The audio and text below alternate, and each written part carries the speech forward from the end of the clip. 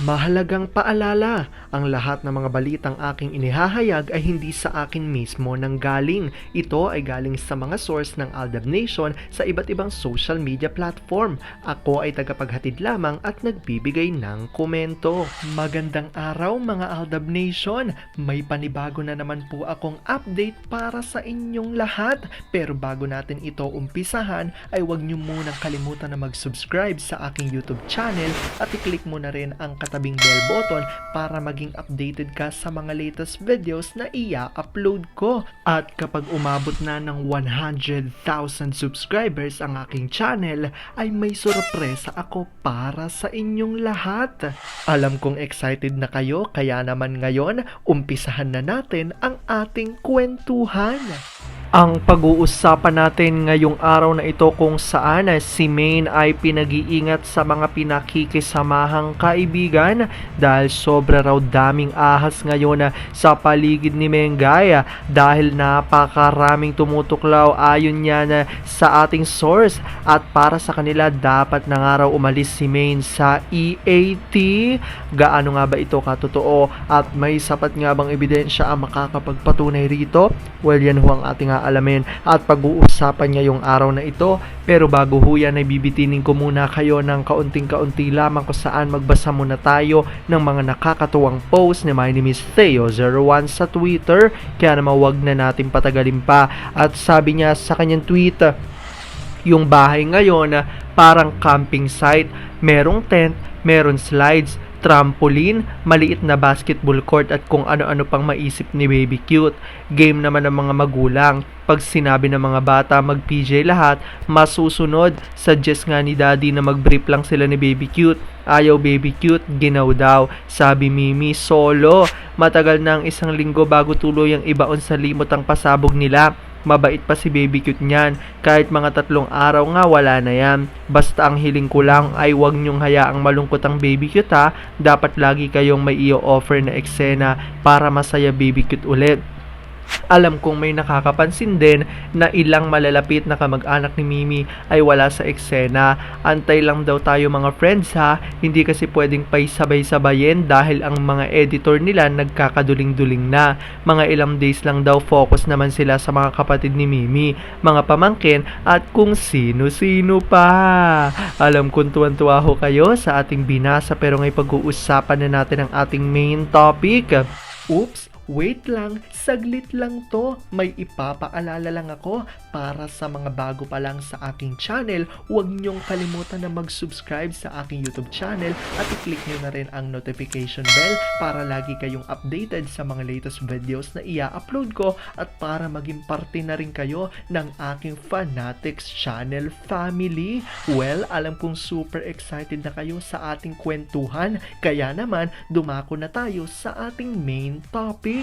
Gaano nga ba katotoo kung saan si Maine ay pinag-iingat raw ngayon dahil sa mga pinakikisamahang kaibigan? Sobrang daming ahas raw na tumutuklaw sa paligid ni Mengay. Kaya naman ayon sa mga source na Aldab Nation, dapat na raw umalis si Maine sa EAT.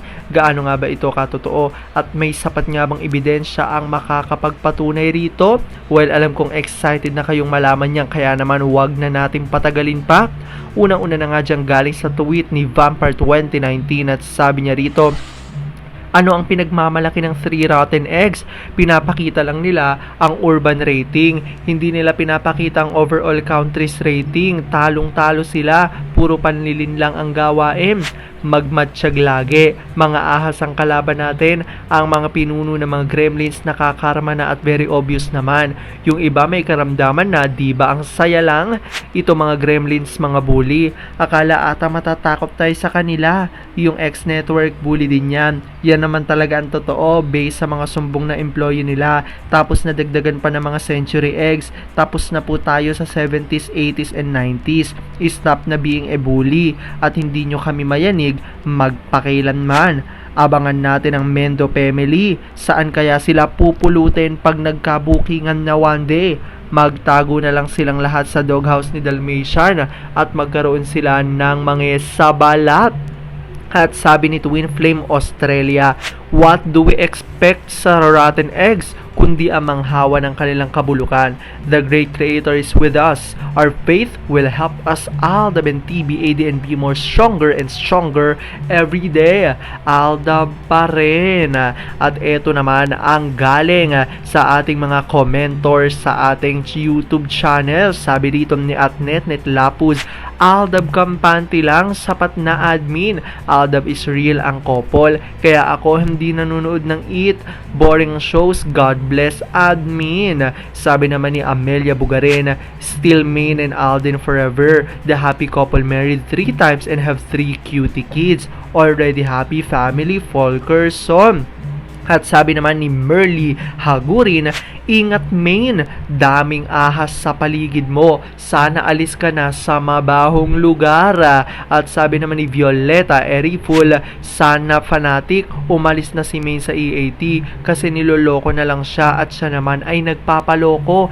Maawan naman siya sa asawa niya. Sana ipagpatuloy mo pa ang pagbibigay ng update sa dalawa. Ayan nga ang paninindigan ng ilan sa mga Aldab Nation kung saan naniniwala nga sila na marami raw di umanong ahas dito sa EAT na kung saan ay tumutuklaw kay Mengay. Kaya naman para nga daw sa ilang mga Aldab Nation ay mas mabuti na kung umalis nga raw si Mengay dito nga sa show na EAT. At marami pa rin niya ang patuloy na naniniwala at naninindigan na hindi nga raw talaga totoo ang kasal na naganap nga raw ni Atay at Mengay. At hanggang ngayon niya patuloy ang kanilang paninindigan at ang tunay nga raw na kasal di umano ay sina Alden at Mena. At hanggang ngayon niya ay naniniwala ang lahat na may anak na nga ang dalawa.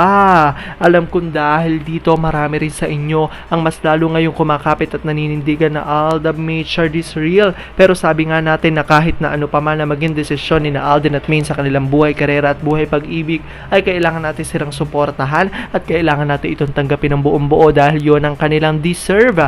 At yan nga ho ang aking update for today's video. Maraming salamat sa panonood at pagtapos sa videong ito. Kung nakapag-subscribe ka na, welcome sa Fanatics Channel family. Kung hindi pa naman, huwag ka nang mahiya. Mag-subscribe ka na. Pindutin mo na yan. I-click mo na rin ang katabing bell button para makatanggap ka ng notification kapag may bagong update para sa iyo.